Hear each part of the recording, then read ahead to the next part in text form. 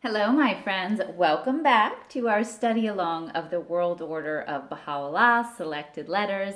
I am your study buddy, Jacqueline Claire. This is a weekly study along of this book, just reading all the way through, not trimming any of the perceived fat, if you will, as some of this book has historical context specific to that time and place, but we are reading it all the way through to be very thorough in our study. Linked below, you'll find a playlist if you'd like to hear all of the readings leading up until today, as well as a host of other enriching and supplementary content. Before we dive in today, I want to invite you and remind you that Noble Beings, my illustrated children's book for children of all ages, Wisdom from the Baha'i Writings, is available as a paperback and a hardback, Amazon and Barnes & Noble. Please avail yourself of that. It makes a wonderful gift for children and adults alike. Just a beautiful way to help teach spiritual principles to the youngest of children. The language is very elevated. They will definitely need parents to, explore these concepts with them, but the images are meant to help convey some of the meaning to children and be delightful for adults as well. So Noble Beings, Amazon and Barnes & Noble, great way to celebrate the gift-giving holiday seasons upon us. All right, my friends. So we are reading a letter that was written in 1936 called The Dispensation of Bahá'u'lláh. And we are in the section of that letter called The Administrative Order. And we will be starting today on paragraph 5. The administrative order, which ever since Abdu'l-Baha's ascension has evolved and is taking shape under our eyes in no fewer than 40 countries of the world, may be considered as the framework of the will, as in the will and testament of Abdu'l-Baha itself, the inviolable stronghold wherein this newborn child is being nurtured and developed. Again, that's paragraph 5, and I think that is worth taking note of. The administrative order may be considered as the framework of the will itself, the inviolable stronghold wherein this newborn child is being nurtured and developed. The administrative order, as it expands and consolidates itself, will no doubt manifest the potentialities and reveal the full implications of this momentous document, this most remarkable expression of the will of one of the most remarkable figures of the dispensation of Baha'u'lláh. It will, as its component parts, its organic institutions, begin to function with efficiency and vigor, assert its claim and demonstrate its capacity to be regarded not only as the nucleus, but the very pattern of the new world order destined to embrace in the fullness of time the whole of mankind. Destined to embrace in the fullness of time the whole of mankind. It should be noted in this connection that the administrative order is fundamentally different from anything that any prophet has previously established, inasmuch as Baha'u'lláh has himself revealed its principles, established its institutions, appointed the person to interpret his word, and conferred the necessary authority on the body designed to supplement and apply his legislative ordinances. Isn't that amazing, you guys? The administrative order is fundamentally different than that any prophet has previously established, because Baha'u'lláh himself revealed its principles, established its institutions, appointed the person to interpret his word, and conferred the necessary authority on the body designated to supplement and apply his legislative ordinances. Therein lies the secret of its strength.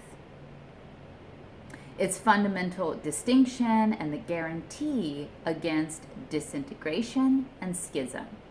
Nowhere in the sacred scriptures of any of the world's religious systems, nor even in the writings of the inaugurator of the Baha'i Dispensation, do we find any provisions establishing a covenant or providing for an administrative order that can compare in scope and authority with those that lie at the very basis of the Baha'i Dispensation.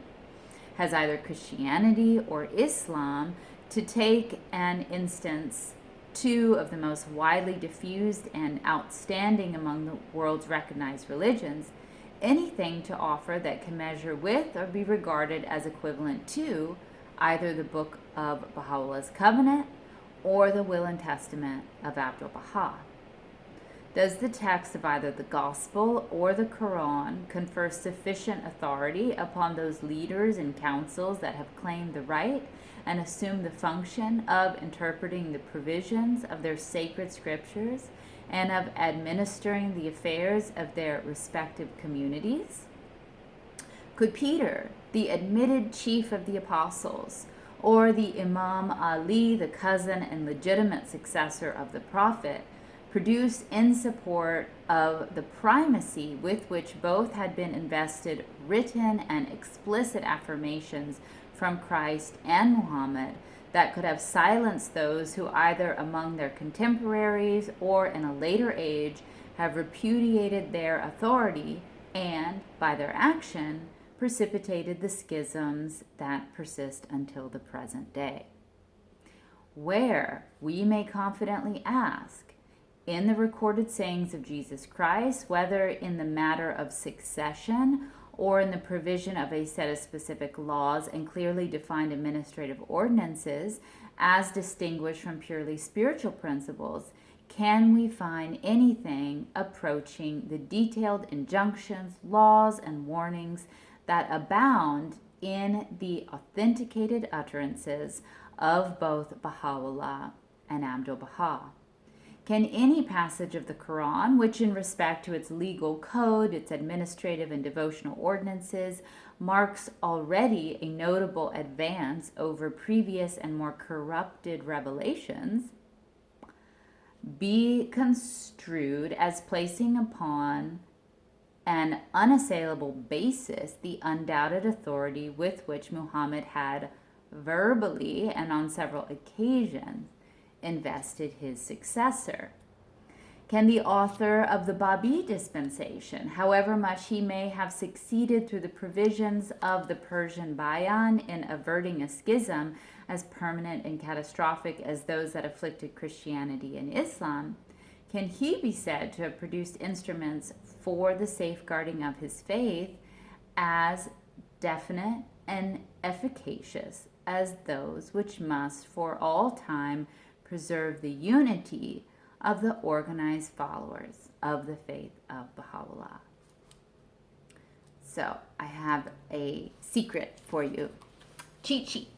Those are all trick questions. Obviously, Shoghi Effendi is using the Socratic method. He's using questions to make a very beautiful case for the uniqueness of the Book of the Covenant and the Will and Testament of Abdu'l-Baha. My friends, that concludes paragraph 6 of the administrative order in the dispensation of Baha'u'lláh, in the world order of Baha'u'lláh. I thank you so much for taking this study with me. As you may know, I've reached 1,000+ subscribers, and I can now do live streams. So I'm figuring out when and how and if and all that to do these studies as a live stream. Live streams are typically, about an hour or so long to give people time to tune in. And I like to keep these videos short. So it still remains to be seen if that is the best marriage there of this study with the live streams.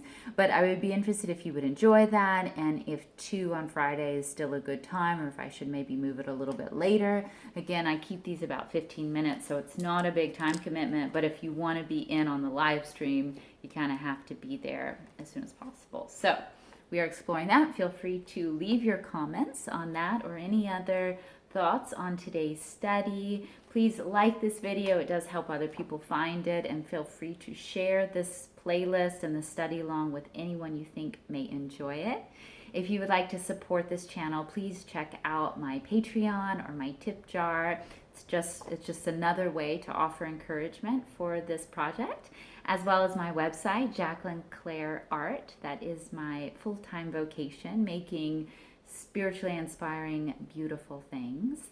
And the book, Noble Beings, Spiritual Handbook for Children of all ages. Most importantly, my friends, until next time, I wish you the best for playing your unique part in making this world a better place. I will catch you next time.